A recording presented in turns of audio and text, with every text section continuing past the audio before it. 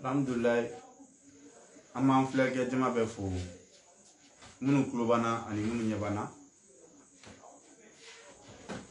Isu Jakite do ka bɔ Yirimajɔ. Funɛŋɛni bɛ mɔgɔw furakɛ téléphone fɛ. Funɛŋɛni bɛ i to a siso kɔnɔna la ka mɔgɔ wɛrɛ furakɛ jamanajanw fɛ.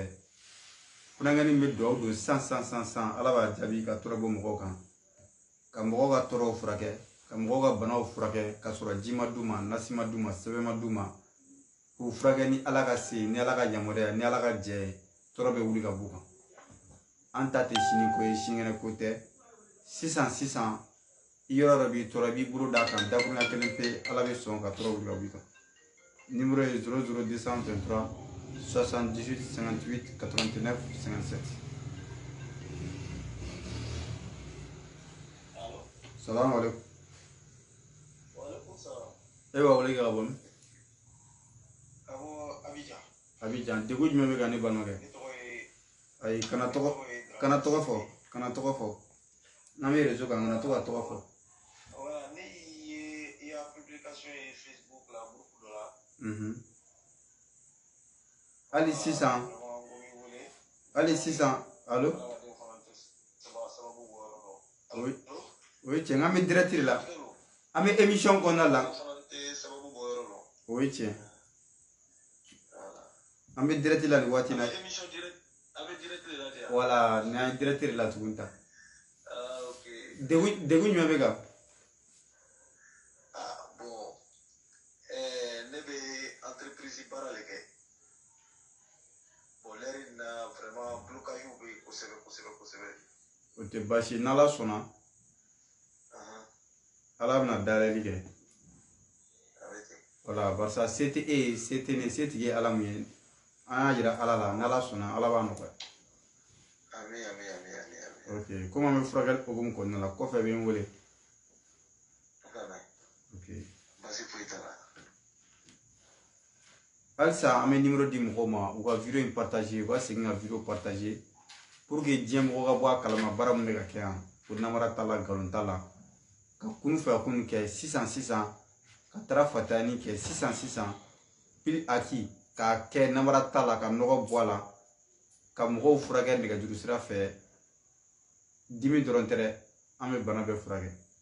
I t'i miiri diɲɛ banakun na foyi la, an tɛ tɔɔrɔ bɔ mɔgɔ kan mun na tɛ yen. Halisa an bɛ furakɛli hukumu kɔnɔna la, dɔrɔmɛ kelen ma ɲini mɔgɔ si fɛ. I bɛ yɔrɔ min na, i to i siso kɔnɔna la, i k'an wele, an b'i furakɛ. Degun min b'i kan, i farisogo bɛɛ la, a kɛra bana sugu o sugu, n'i y'an wele sisan i bɛ Ala jɔyɔrɔ a la. Ka dimi ta ka bɔ mɔgɔw kan, dakuruɲa kelen pe, Ala bɛ sɔn, tɔɔrɔ bɛ bɔ i kan. Faransi, Allemagne, Chine, Inde, o diɲɛ jamana tɛ yen bi k'an tɛ ka furakɛli kɛ yɔrɔ min na, jamana tɛ yen. An de ko aw ma, a y'an kɔrɔbɔ, a k'a lajɛ kuma minnu bɛ ka fɔ, a nkalon n'a tiɲɛ, a ka bɔ a kalama. Barisa an ta tɛ da ye, an ta ye kɛwale de. Ni Ala ye sɔn dalilu dɔw la, ni Ala ye sɔn sababu dɔw la, i bɛ bɔ i b'a fɔ i sigiɲɔgɔnw ye, k'a fɔ i kabilaw ye, k'a fɔ i limanaw ye, k'a fɔ diɲɛ mɔgɔ ye. Barisa an ta tɛmɛna sigida ko kan, an ta tɛmɛna jamana ko kan, an ta ye diɲɛ ko de, diɲɛ bɛɛ. O diɲɛ jamana tɛ yen bi, bilahi, ko ni Isu tɛ se k'an to yan ka furakɛli kɛ yɔrɔ min na, tɛ yen. I bɛ diɲɛ jamana o jamana tɔɔrɔ min b'i kan, i b'i tigɛ da yɔrɔ kan, dakuruɲa kelen Ala b'a nɔgɔya. Hali n'i ko tiɲɛ tɛ a bɛ kɛ. C'est pas parce que a fɔ k'i kunkolo sɔnna o tɛ. Dalilu ye dalilu de ci cogo t'a la. C'est pour cela an bɛ bɔ, an b'a fɔ mɔgɔw ye, u k'an kɔrɔbɔ, u k'a lajɛ kuma minnu bɛ ka fɔ. An b'a kɛ kɛnɛ kan cogo min na dɛ, ka jamaba jɔ, ka mɔgɔw furakɛ cogo min na, an b'a kɛ téléphone fɛnɛ fɛ o cogo la. Numéro ye 00223 78 58 89 57. Minnu mago bɛ na, an bɛ Yirimajɔ poste kɔrɔ la, n'i sera Yirimajɔ poste kɔrɔ la, n'i ye weleli kɛ mɔgɔ t'i kunbɛn, i bɛ furakɛ.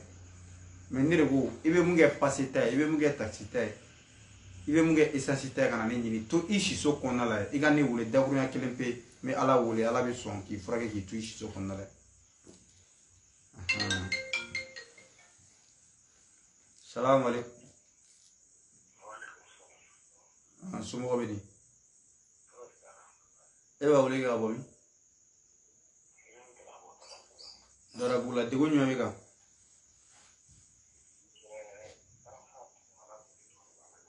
I bɛ kuma ka ɲa, mɔgɔ de kulo banna. I bɛ kuma ka ɲa.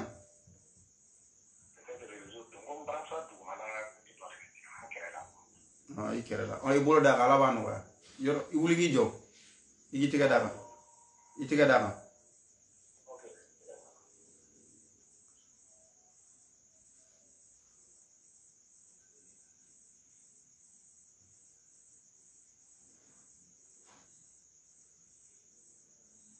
abla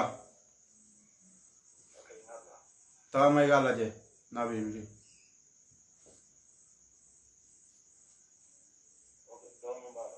dɔɔni i tɛgɛ da o kan dɔɔni bɛ nɔgɔya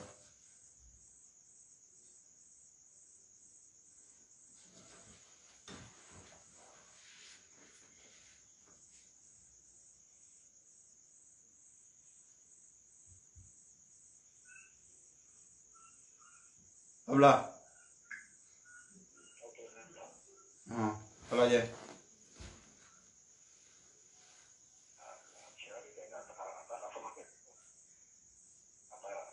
a taara tɛrɛ nin y'a bannen de awɔ an bɛ ka kuma minnu fɔ an bɛ ka pratiquer bɛɛ ɲɛna de awɔ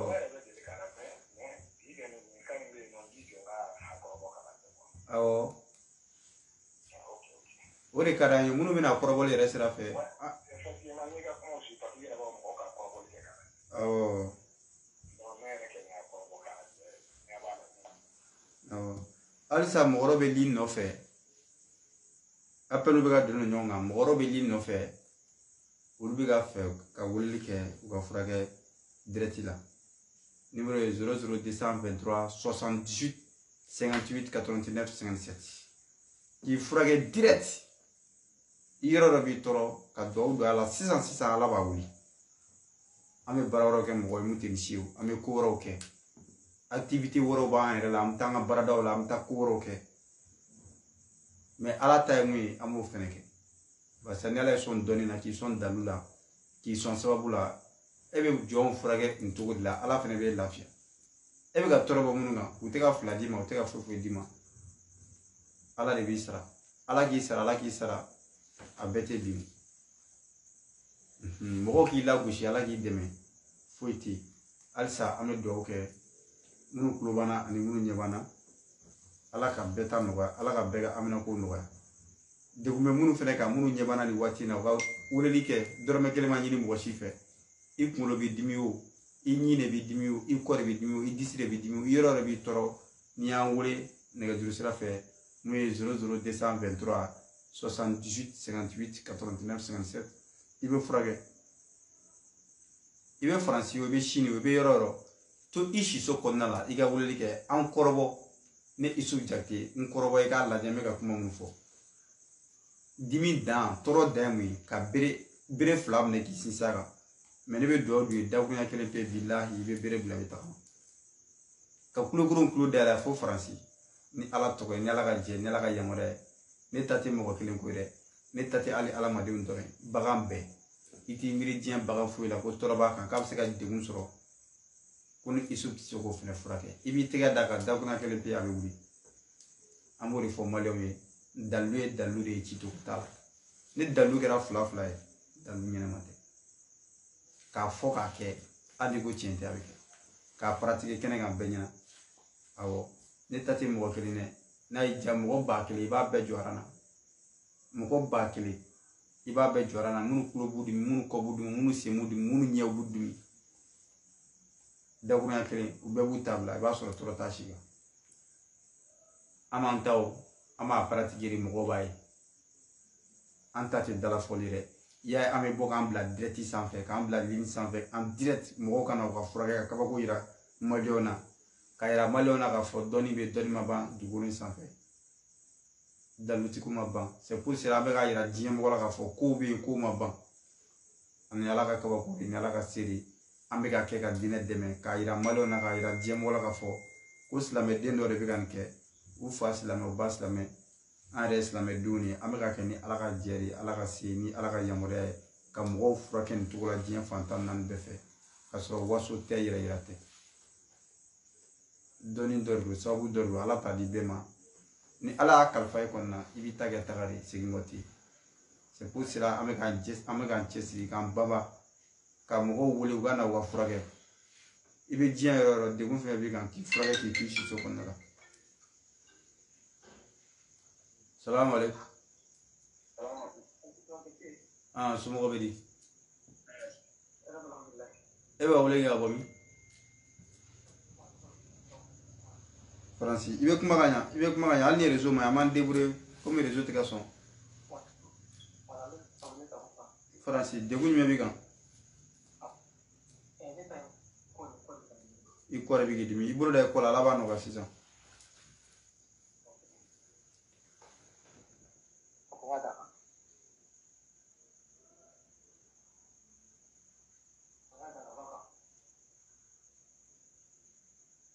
Abla.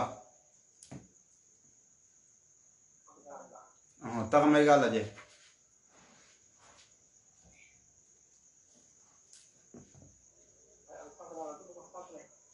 Sanfɛ o sanfɛla ye minɛ. O minɛ.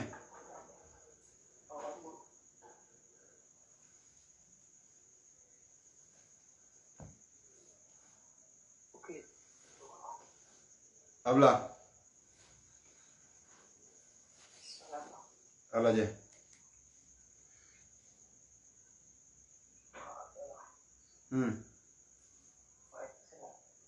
Dimi ma tunu.